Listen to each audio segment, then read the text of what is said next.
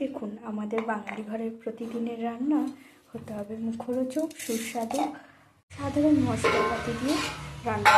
দিয়ে দিলাম আদা আর জিরে, এটাকে সুন্দর করে বেটে নেব আমি। গরম করে তারপর দিয়ে দিতে হবে বরবটি, নুন, হলুদ গুঁড়ো, নুন আর হলুদ দিয়ে ভাজা করে নেব। বরবটি হয়ে গেছে, এই সময় এবার আমি এটাকে তুলে নেব।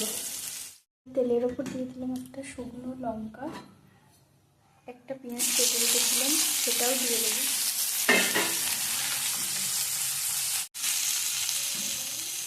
আর তার সঙ্গে দিয়ে দেবো কুচিয়ে রাখা আলু।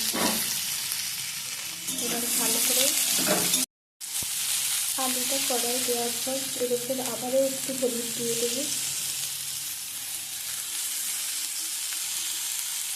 এবার একটু নুন দিয়ে দেবো, নুনটা আপনারা স্বাদ মতো দেবেন। দিয়ে দেবেন, দিয়ে দেবো একটু লঙ্কার গুঁড়ো। এর ওপর দেবো আদা আর জিরে, বেটে রাখা আদা আর জিরেটাকে আমি অনেকটাই ভালোভাবে ভেজে নেব।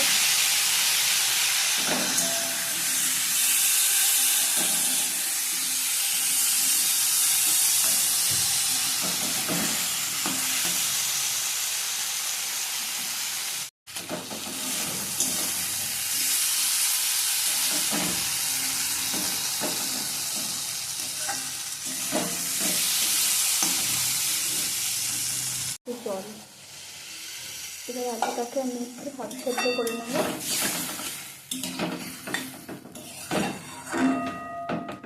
হাফ সেদ্ধ করে নেওয়ার জন্য কড়াইটা একটু ঢাকা দিয়ে দিলাম।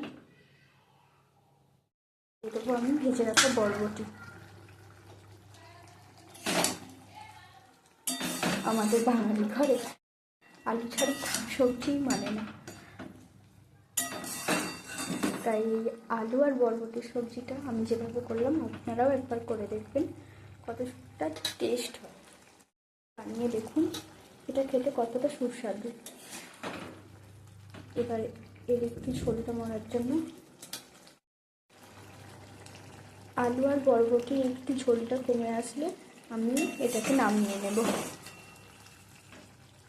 এখন এটাকে ফুটতে দিলাম আর একটু।